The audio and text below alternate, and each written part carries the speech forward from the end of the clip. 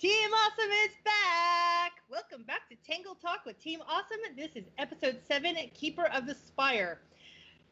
Interesting episode we've got going on here. Fandom is pretty divided on this one. It was directed by Basuk Coburn, and this is her directorial debut, which is really cool.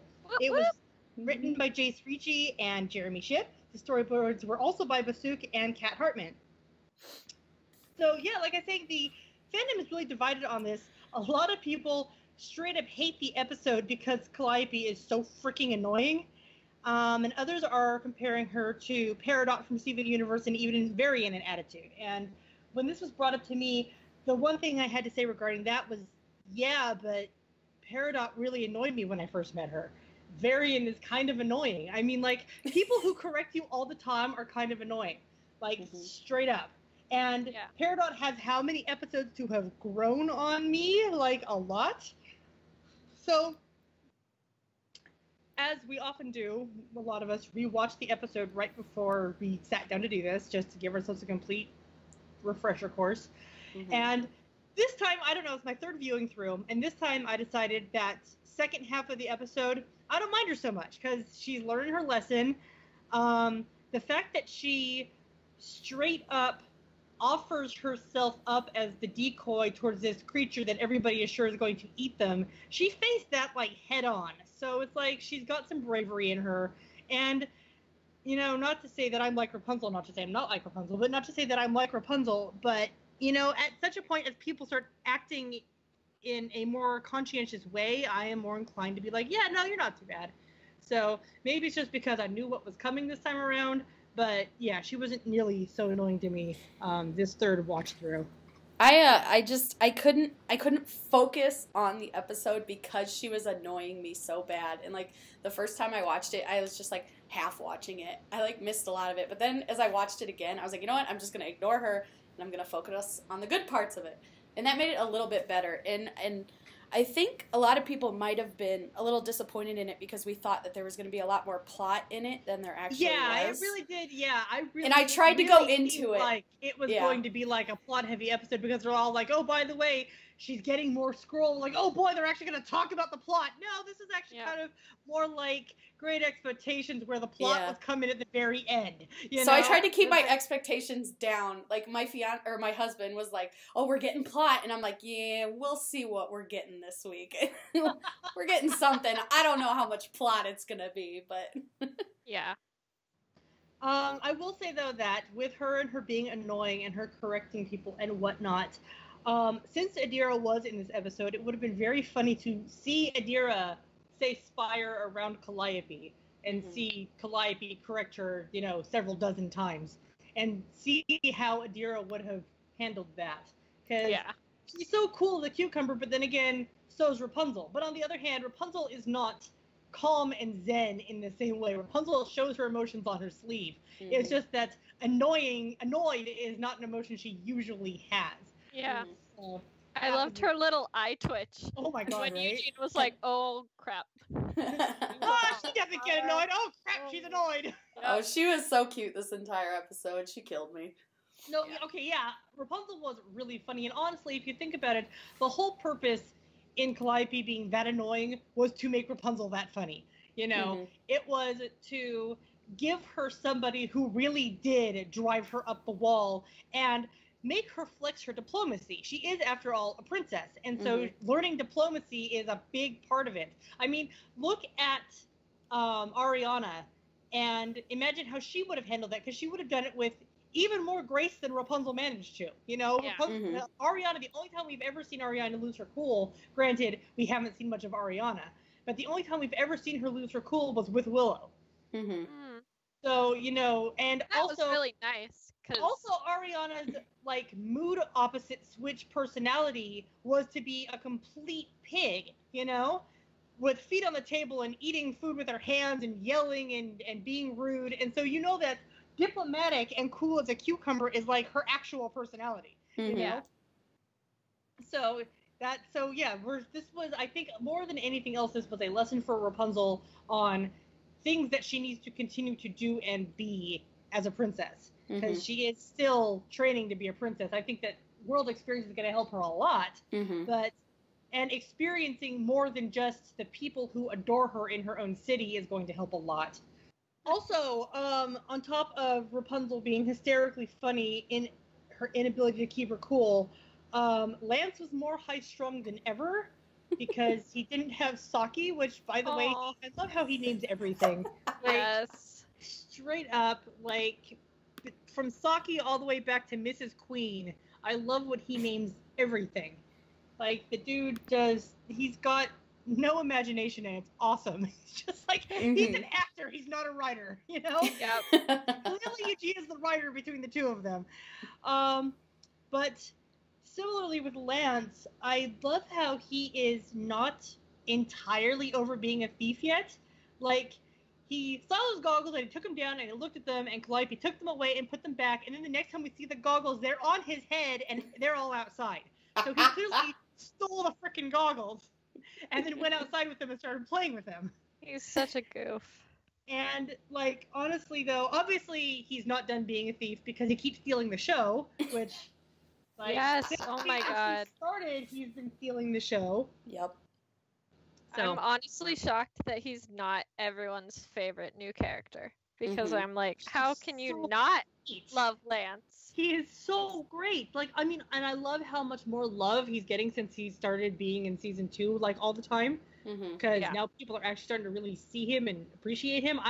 See, that's another reason why I'm, like, all keyed up for the backstory episode, is because we have not yet had an episode that focuses on Lance. Not really focuses on Lance. The first time we Yeah. had an episode that kind of focused on Lance, he was, like, the antagonist of the story. And then the second time we had an episode, it really was more focusing on Eugene and Angry than Lance and Red. Yeah. And so I'm really looking for a Lance-centric episode and really show him off. That would be amazing. So Mhm. I'm really looking forward to that, obviously. I keep talking about that episode that's coming at some point in the future. But yeah, with this one, I mean, everybody was kind of in. I really liked seeing the entire group working under a common mindset. Because, like, we've had episodes where everybody works together, but they're bickering amongst themselves. This time, they're all on the same page, and they're against one other person who's, like, Mhm. part of the party. And so Yeah. it was really fun to see, like, oh no, Cassandra and Eugene are 100% on the same page with this chick. And by the way, Lance is too. And by the way, double, Cassandra called Lance her friend, like, straight up. So that's official. They're friends, Mhm. you know. And speaking of Cassandra, she's officially 23 now. Woo! Yes. And even though we've all been saying that for a while, and even though the source was an unnamed crew member off of Twitter, one of the things that amuses me about that is it seems to me that crew member said that probably around while they were working on this episode, which means that at the Oh, time yeah. they said it, Cassandra was actually 22. So we've been calling her 23 for, a year and a half, and really she's been 22 for most of that. So, but yeah, so now that Cassandra has an official age, Eugene, it's your turn to have an official age. We're waiting! And we have been for nearly 8 years. If we don't get his official age by the time we get to the 8-year anniversary, I might have a conniption or whatever. Like, I I'm feel just like gonna we go will. off. I feel like we will, and I feel like it's going to be important. Like, I don't think Cass's was Yeah. so important, but I feel like Chris said that Cass and Eugene's ages were spoilers. And I don't call that reveal right there much of a spoiler. He could have told us forever ago that she was 23. yeah. But saying that Eugene's age is a spoiler straight up says that we are going to learn his age. Yeah. And I actually do kind of feel like it's going to be more of a spoiler because the fandom has been waiting for his age since the movie came out. Yeah. You know? And whether he's 26 or not, frankly, I don't think he is. He's not. At this point. At this point, I don't think he is. I mean, I'm one of those people who for the longest time I was like, 26? Okay, I can roll 26. But yeah, so I no longer think he's 26. And I'm really eager for that to be important because it's like, I don't know, is it going to be the flashback episode where we find out his age? Is it going to be if he ends up being the heir to the Dark Kingdom. Is that when we're going to find out? Is it going to be that 25 years earlier is actually significant to Eugene's age? Is it going to be like, yeah, so... Yeah, we all know where Ellie stands on this. We all know where Ellie stands loudly on this. Plus, I like the thought of him being 24 in the movie, and then for like the first half of the series, and then being 25 now. I'm like, great. It's perfect. I can roll with that. Yeah, absolutely. Because everybody said 26 for forever, and then I asked Nathan, and he said like 24, 25. So that would work out pretty well. And he'd end up being 26 by like Tangled Ever After. So everyone's happy. There you go. Everyone better be happy. But yeah, okay, so like the Kurlock is, well, the baby Kurlock is freaking adorable. But you know, like honestly, the proportions on the baby Kurlock really, really reminded me of like the plushies of Merida's little brothers.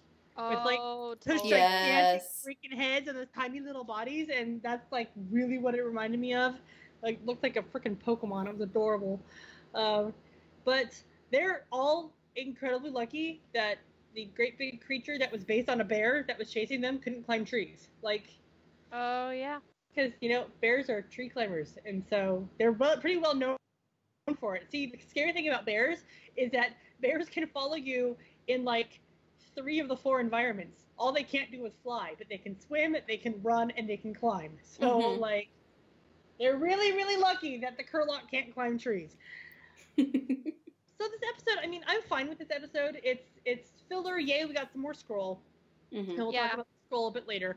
But my favorite part of this was actually when they opened the door to the vault, and my brain immediately went, okay, look for references. And they were freaking everywhere. Like, I was like ready for references. I was not ready for that many references. Like, the Sleeping Beauty spinning wheel was like front and center and very, very obvious, and so everybody saw that. But there was also like the Sword in the Stone, which is not Excalibur. I know a lot of people think the Sword in the Stone is Excalibur. Excalibur is the one in the lake, and I cannot pronounce the Welsh that is the name of the Sword in the Stone.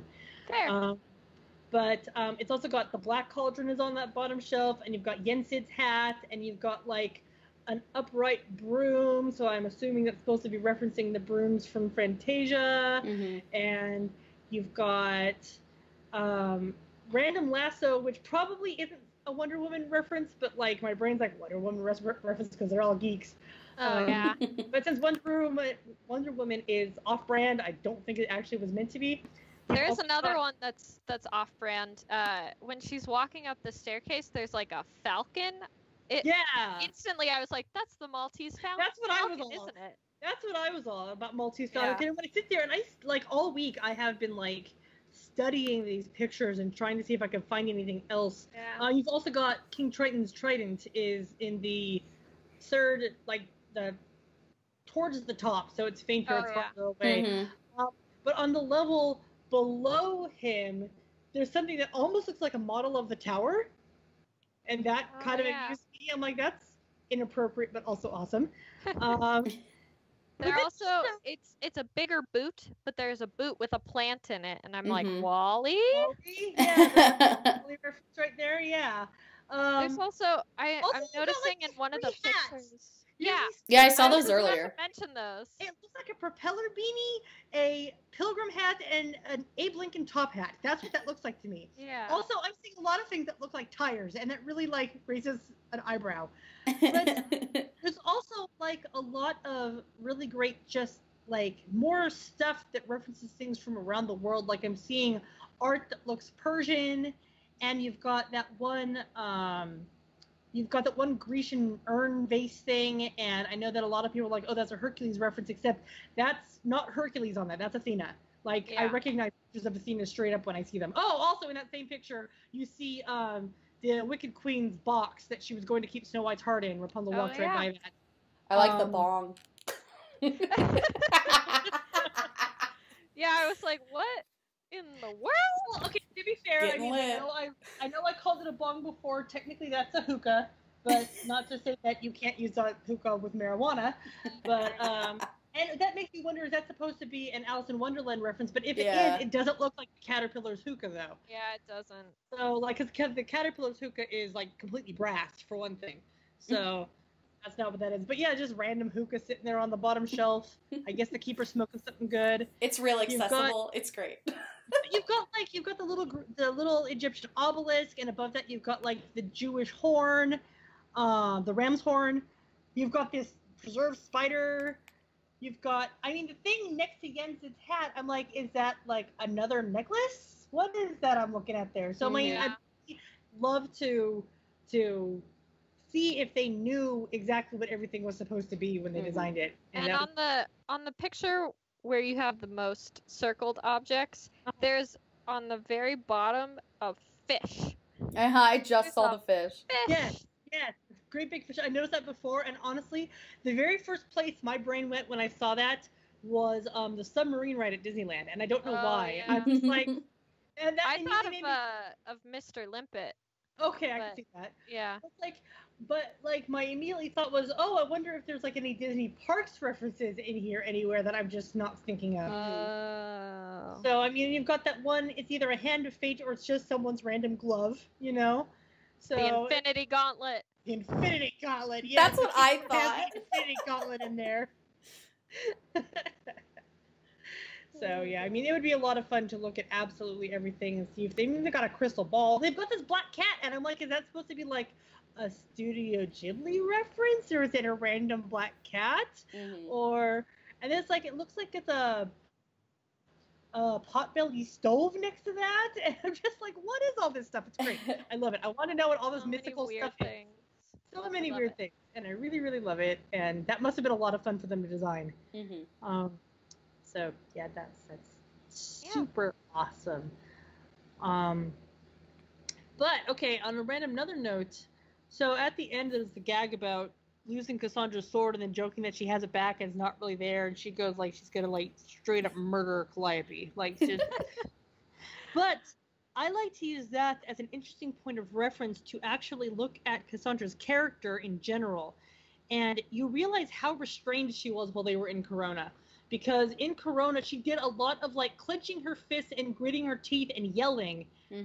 But now that they're out in the world and she doesn't have her dad looking over her shoulder and she's not trying to prove herself to anybody, the girl is, like, throwing punches like no one's business.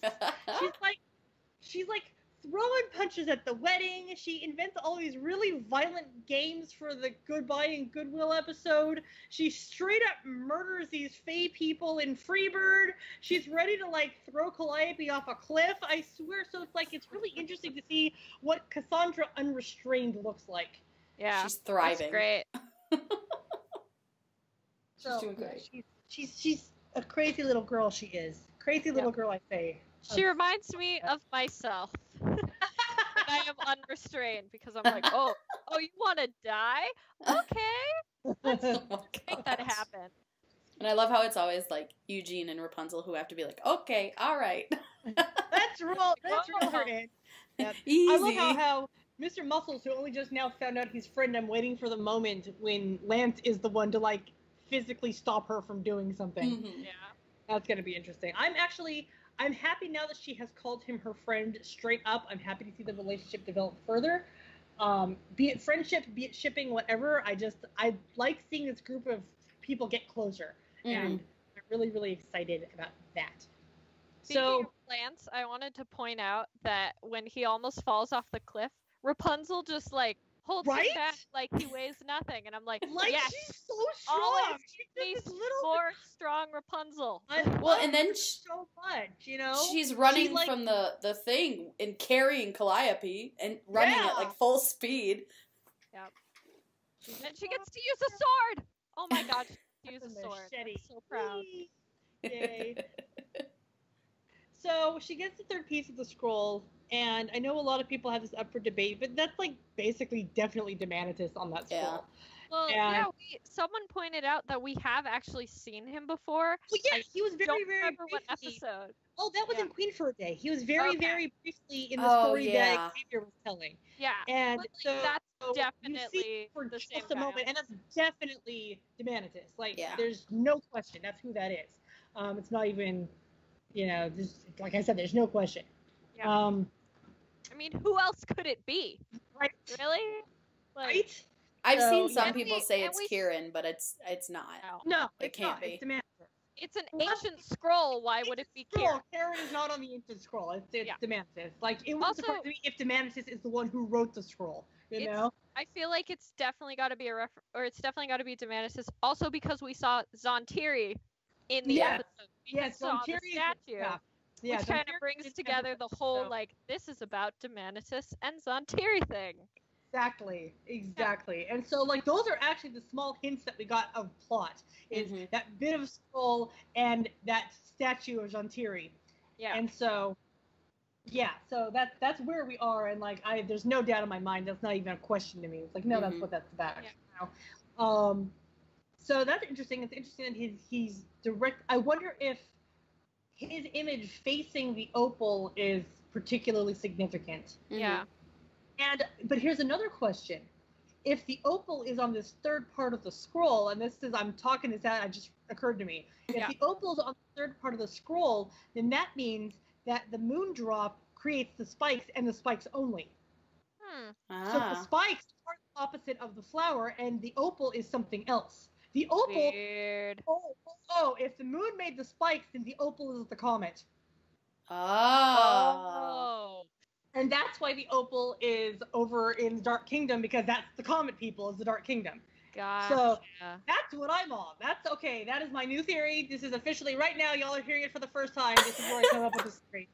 How many pieces? I now think that the opal has to do with the comet and not with the moon. And so I think that we are now dealing with, definitely we've got a third factor. And so the mark of the comet on the backs of the hands and the kingdom and everything, like, I feel like I know that King Edmund is blaming the opal for trouble, but the opal seems to be, like, the power of the opal managed to cut the rocks. Yeah. So, like, there's so much more to this mystery. I'm so excited because, like, we only have teeny tiny bits and pieces, and we can't possibly work it out. It's like having 50 pieces of a 250-piece puzzle, and you're like, okay, so what's the picture? It's like, I don't know. Yep. I've got a quarter of the pieces that I need. Not even a quarter. I've got a fifth of them. How many pieces of the scroll do you think are left? 2? I don't know, because I saw somebody point out that it looked to them like it wasn't a perfect fit up against the 2 pieces we've already got. Yeah. I'd say 2 or 3. Yeah, that's what I was thinking. Like, I think there might be a skinny middle piece that we don't have that might, like, I don't know, there's no way for me to possibly know how they have it ripped up. But I feel like it might kind of come up, start skinny at the bottom and kind of branch out towards the top, and then the next piece is kind of Idaho shaped or something like that. Yeah. And you wonder why it's ripped up and who ripped it up and that's why. Well, here's the thing though. It's ripped up, but the pieces were all saved. So it's like, or scattered even, because it's like, wherever the heck, I feel like Kieran probably took that one piece with him. Yeah. You know, and he probably took that one piece with him to Corona in order to use it to show Frederick, bro, this is what's going to happen because you did the thing, you know? Yeah. So, but then there was these other pieces that Kieran didn't have, and Adira had the one, so maybe it was torn up and deliberately set. Maybe there's other people from the Dark Kingdom that we haven't met yet who have been spreading pieces of scroll around, or maybe King Edward's got one of the pieces and there's still another piece after that, or gosh, yay, mystery, yay, this is fun. Listen, I had a dream that somebody showed me the complete scroll and Eugene was on it. So, it's canon.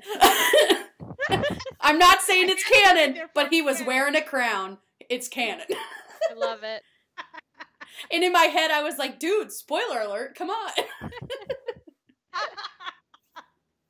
Okay, so speaking of Eugene and drifting away from this episode, so the fandom has been nuts for Eugene for the entire week, and not just because of the third thing on the list, but the first thing on the list is that somebody had screen caps of Hair Don't, which is a short that we've been waiting for since January of last year, was when Mandy teased us with that when she was in the recording booth for it. And so, like, I'm still, where the heck did that person even get those screen caps? Because I don't know. It's nowhere to be found. I can't even find the original post. I know, I looked. I can't. I know. It's like, what the heck? I mean, and here's the weird thing is that I swear to God, I saw that post on Instagram and I was tired or irritated or something, and I was just, my brain just went, what the heck is this? I don't recognize these screen caps. But instead of, like, researching it, I brushed it off because of whatever mood I was in. And so like, now, this is nothing. Wait a minute. So, since we got Snowball this past week, and since season 1 had 4 shorts that were actually like little stories as opposed to inside the journal, I think we're probably going to get it next. Oh, I hope so. I want it so bad. My worry is that we've only gotten one a month. Like, we got Night Bite, right? Yeah, at the end of June, and then like the next week we got Hiccup Fever. But that was the beginning of July, and then we just got Snowball, and it's the beginning of August. My thinking is we might not get it until September. Yeah, also, I know. It's not fair. And also, we don't yet know if we're going to get new episodes in September, so maybe it'll be the end of August, like, to wrap up this first little thing. But regardless, it's like, so we know it's out there, and we know it's ready for viewing. It exists. And somebody's seen it. Disney. Yeah, someone's just holding out on us. I was like, of course the one short that we have been dying for is the one that we can't get our freaking hands on. But it's there. And I did ask a couple crew people, and they're like, we have no control over how they air them. So I don't know, and I'm sorry. And I was like, absolutely. That's okay, but I'm gonna die now. Yeah, so, I mean, it's like, but it makes me wonder, how did those screen caps get out? Because, like, the whole thing about, like, you have no idea what it's like to have this much unruly hair, it's like, that was closed captioned. So, it said on the thing that someone shared with the post was they found it on Instagram, and it had aired in the UK. Yeah. Yeah. But I feel like we would have heard more about it. Right? Because there's a lot of fans who are in the UK, and I feel like we would have heard more than one little weird Instagram post. Yeah, like, you would have thought that Abby would have said something. She's like she's our eyes in the UK. That is just so random and weird. Yeah. So Disney, again, if you're listening, we want that short. Give it to us now. Please. It's funny because Neil was like, why do you want this one so bad? He's just cutting her hair. I'm like, or she's just, whatever, you know what I mean. I was like, but that's the best part. I'm like, it's adorable. What if we get to see Eugene with a different haircut? Oh my gosh.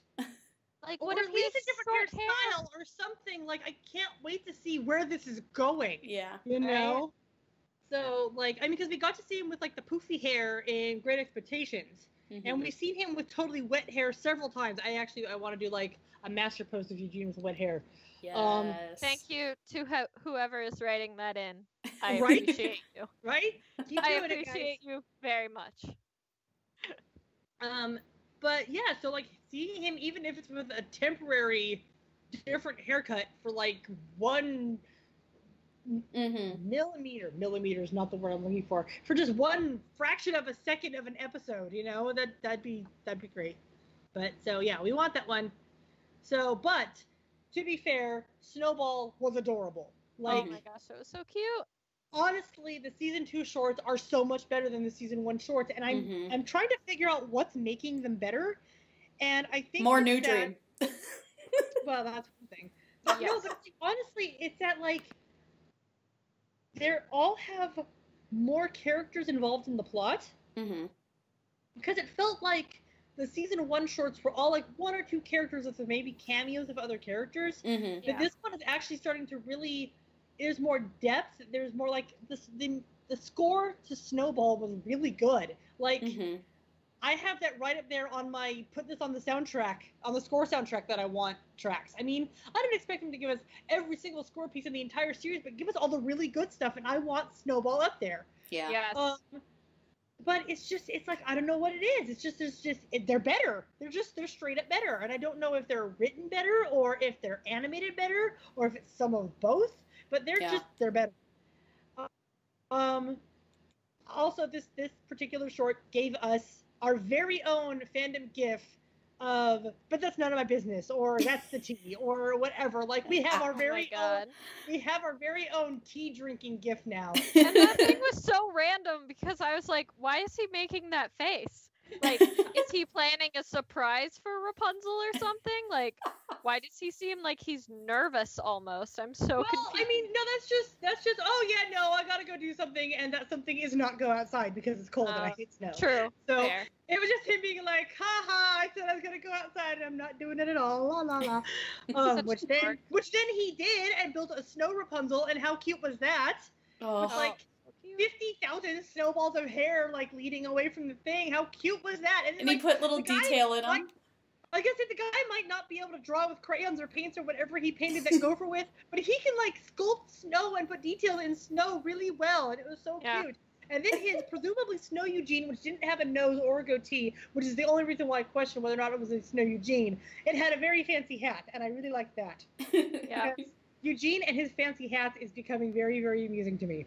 I like the thought that he brought that fancy hat on that trip. Dang straight. He loves that fancy hat. Their little couples weekend. Oh, I love it. How about this, though? It's this random little two-person cabins in the mountains. So try to tell me that's not where Ariana and Frederick were going for their anniversary. Yeah. Like, so they're just like, oh, we're going to go borrow the family cabin. Yeah. And so they're on, like, a weekend date or something. How great is that? So good. They're giving us so much more New Dream in season 2. It's so great. Remember all the dates that were like, how come you never give us any dates? And now they are? Yep. They were on a weekend date all alone. I know, and I love that that's like Pascal's canon. there, but otherwise. Presumably there, but who knows? He's just chilling somewhere else. Okay, so also, like, Little Miss uses floor brushes to skate with, also uses trays to snowboard with. So she's like a one-woman Olympic team. I swear to God that you could, like, she could do anything. Also, I mean, this would kind of like really worked with the episode because it was another example of Rapunzel getting irritated at circumstances. And so we're getting to see her be imperfect more and more often, and I really appreciate that because give me flaws in my heroes. That is the way to do it. Give me flaws in my Disney princesses, please. Yes, I don't want my Disney princesses to be perfect. I mean, one of the things that made her so appealing to start with was like she was flawed from the outset, you know? Yeah. It's like, I feel like that's the problem that Disney's having, is that they think all of their princesses need to be perfect, and that's why they're like, Moana's not a Disney princess. And I'm like, but she should be. Like, I don't understand why she can't be. Well, okay, honestly though, when you look at the Wreck-It Ralph trailer, they talk about, I mean, they're like, here are the Disney princesses plus Anna and Elsa and Moana. And the thing is that Disney will put Anna and Elsa and Moana in with the princesses probably the instant they stop being profitable on their own. That's fair. So it's like the Frozen franchise is still making a lot of money. The Moana franchise is still making a lot of money because the movie's only been out for 2 years, you know? So I think that when they stop making enough money to hold their own is when they'll start being integrated into the official Disney Princess lineup. Because, you know, yes, Disney said they're done making more Disney princesses in the lineup, but like they've never ever gone back on what they've said before. Yeah. Also, know? Can we just make it a nice even number? Yeah. I hate it being 11. 11. Here's the thing. Here's the worst part about 11. 11 is a prime number, so it's not even like divisible by anything. You can't split it into any kind of group, you know? Plus, if you make it 12, then you have a nice, like, these are the zodiac signs or your birth month or like any of those. Just make it not 11. I don't like 11. 11's not a good number for me. Hey, that's my lucky personally. number. 12 is great. 12 is great for me. I love it. Perfect. Sorry, it's your lucky number. No It's problem. good. Like, Mine's it's nice that 13, it's your- so whatever. Oh, we're like in a line. Oh my gosh, we are. That's great. Now that Eugene has been adorable in Snowball, so we actually got a very small spot of promo for King Pascal this week, and none of us were expecting it. And it wasn't. Woo! And it's wasn't all its- we needed. It wasn't its own commercial either. It was just stuck in with a Disney Go thing. Disney Channel Go is there right now. They're pushing, look, summer's not officially over yet. We're still doing Disney Channel Go. And they gave us some teeny tiny images from really brief.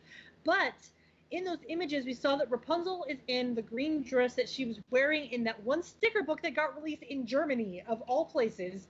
Nothing Yes. against Germany. It's just, it was released in Germany and nowhere else, I guess. You know? So, Why can't we have all the nice things here Right? in the U.S.? I don't know. Well, I But remember Germany- seeing it and I was like, God, I wish we could see that in the show, but I bet that's one of those book things. And then Exactly. we That's saw the what I'm preview and I was saying. like, oh my God. But Yeah. opposite in this sticker book, opposite of Rapunzel wearing that green dress, is Eugene and Cassandra, and they're in new outfits too. And this is where the fandom completely lost their frickin' minds this week. Not over Cassandra, who everybody loves. Oh, no, but no, over no. Eugene. Oh, His yes. shirt is like unbuttoned a third of the way down his chest. It's only a button, like a couple more buttons, and we're all like, give it to me. Like, okay, the Eugene fans are usually really polite, and we aren't really overt about our complete lust for this animated character. Yep. But I swear to God, as soon as we got the slightest indication that we might be getting an episode with him wearing that, we lost our minds. Yep. Like, Oh my god. all Damn proud of it, all too. Yesterday, like, I cannot believe that the concentration of my asks yesterday were about Eugene being shirtless. Like, straight up, I'm like, here's something that I never thought would happen since 2012. You Yep. know? Yeah. Yep. Like, we haven't been this thirsty over Eugene since, like, the old days of fandom. Right? So, to all you newcomers, this is what it used Welcome. to be like all the time. I actually saw We were one all just comment. like, oh my god, Eugene. It's all really the time. funny. So that post I made yesterday where somebody was like, oh my God, what do you mean shirtless Eugene concept art? I'm like, oh, you haven't seen? And so I like posted the sheet of him in his, you know, the nude poses, the completely, Yeah. you know, the Yeah. non-sexual loved nude your- poses. I loved your, oh, it's not just shirtless. It's Oh, fully honey. nude. No, honey.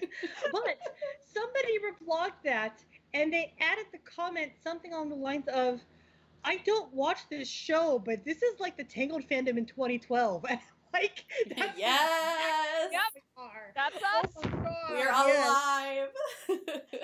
So, like, yeah, I think it's really funny to be seeing just like, I mean, and I remember when that poll was taken some months back and like Eugene was actually the favorite character overall. Mhm. And it was like, really? Because Eugene fans, for the most part, aren't really loud about it. I mean, if we're asked, Because we- we used to be really loud. Yeah. But Now we just do you it in can't- private. You can't scream about something for 7.5 years. You gotta calm down at some point and then just scream occasionally. or just scream So that's why, privately. you know, And- it seems like Cassandra or Varian or whoever might be more popular. It's because they're in the early stages that Yeah. we were once in.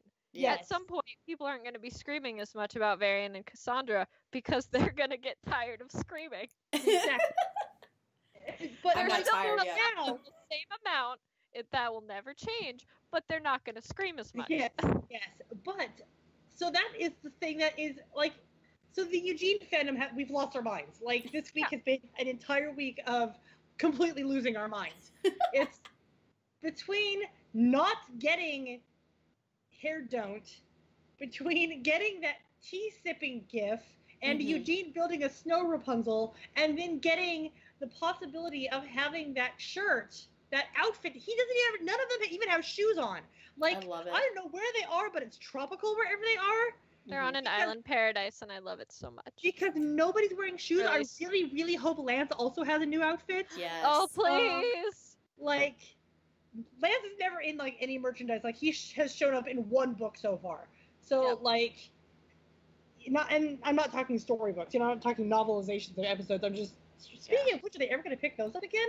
Yeah. The episode novelizations? Yeah, so I noticed that because there's the Tales of Rapunzel series. Uh-huh. The 5th one was supposed to come out in September, and it has disappeared. That's Really? like the journal. It is That's no just longer like on the journal. Amazon, and Ugh. it is not on Barnes & Noble anymore. It has I That- miss the little novelizations. Those were That fun. is just like the freaking journal that we were supposed to get, the replica journal that was supposed to come out in June, and then it was like gone. Yeah. just vanished, and I And don't know. I don't know What what's up the with Disney issue Publishing. is. I mean, it is like we lost because there aren't really any books listed like coming out soon that are Mhm. like related to the series. I think there's another Cine story coming out, but it is cool that we're getting another comic series, which Yes. is supposed to start up Mhm. in September. Yeah, I think that what we're supposed to be doing comics-wise is I think we are getting one little mini series per season. Mm. Yeah. So that's the Nice. impression I'm getting. Then yeah, it's great. Just giving little supplemental stuff. So I'm like, oh, that's great. That means that like this little series might be out in the world, Yeah.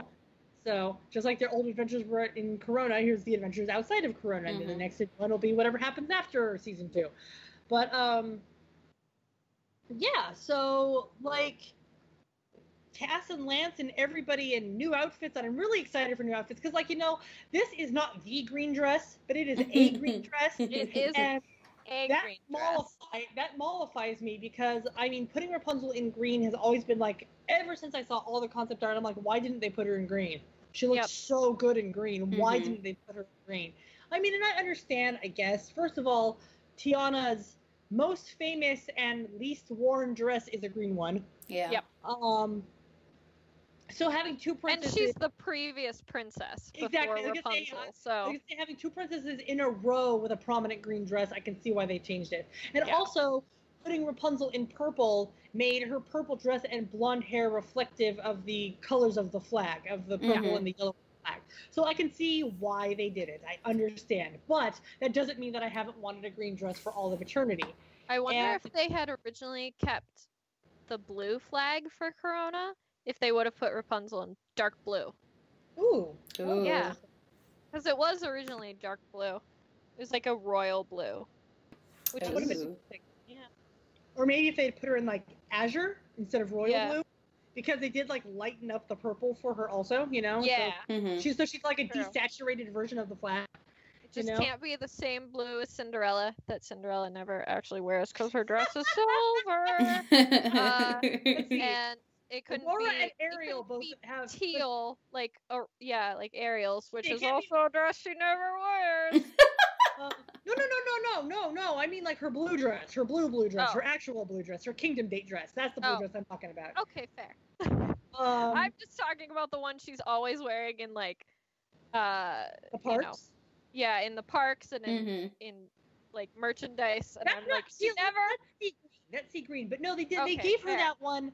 They gave her that one because they wanted her to have an official princess dress that wasn't the pink one, because Aurora's color is pink. Fair. And so, I mean, they have to do this interesting balancing act when it comes to colors and marketing, because they don't want anybody to ever mistake any one princess for a different one. Because Yeah. what if somebody said, well, I want the princess in the blue dress, and Yeah. there's 3 princesses in blue dresses, Mhm.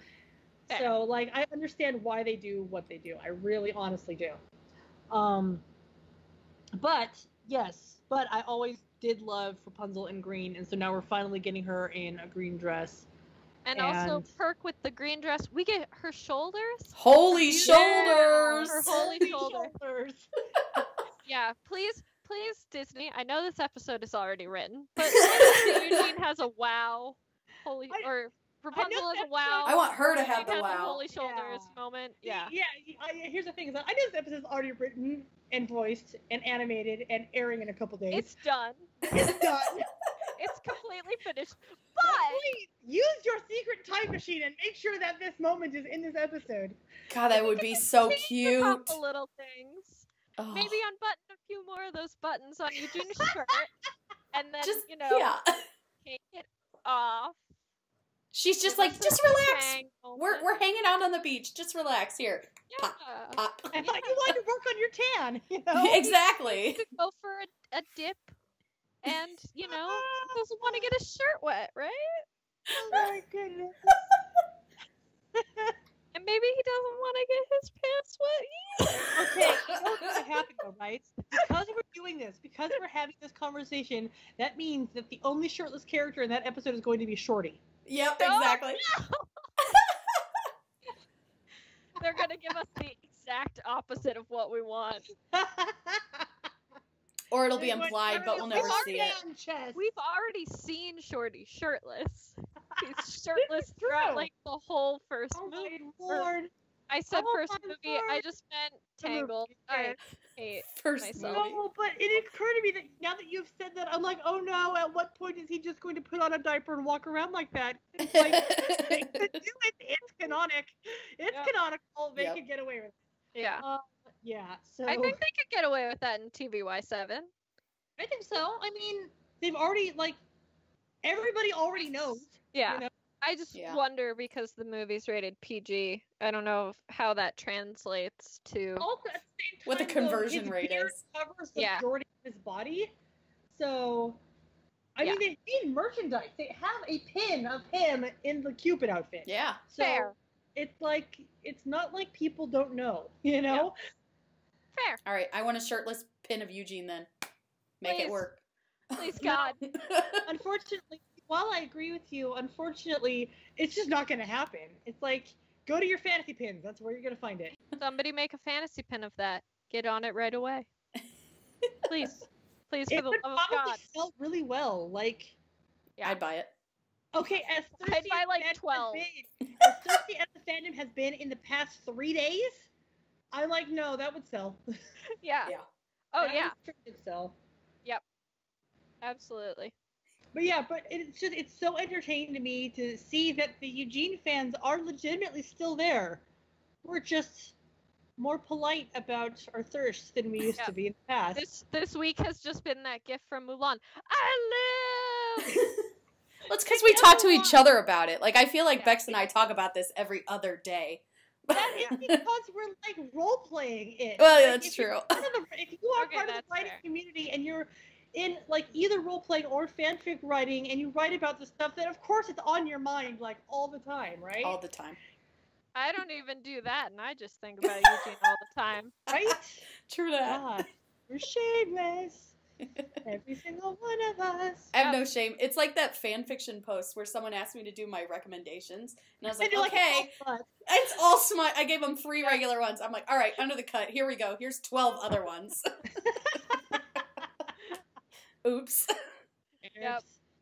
Fortunately, you also plugged anything by me, and most of the things that I do, most of the things I've posted, I should say, are not smutty, even though, like, I love smut so much, but... Yep. Wow, we're just the lecherous trio over here, aren't we? Listen to us. God. So, on that deliciously Visions of Shirtless Eugene note, we're going to wrap up this episode of Tangled Talk with Team Awesome, and we hope you guys enjoyed it. We hope to have you again next week. Just a warning, it's going to be all about shirtless Eugene. Yeah, next week is going to be interesting because, like, honestly... I have very few thoughts on the A-plot of King Pascal, but I have an awful lot of thoughts on new outfits in King Pascal. So this is gonna be an interesting ride next week. So if we don't get the deep cut, we'll have a moment of silence at the beginning of the podcast. We'll do the intro, and then we'll just take a moment of silence to grieve in these dark times. Oh my gosh. Thanks for coming, guys. Bye. Bye.